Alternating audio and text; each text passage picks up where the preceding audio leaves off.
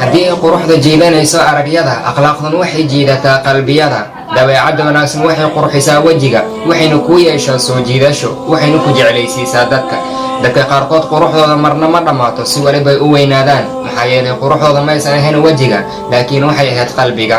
wassalaamu calaykum waraxmatullaahi wabarakaatuh.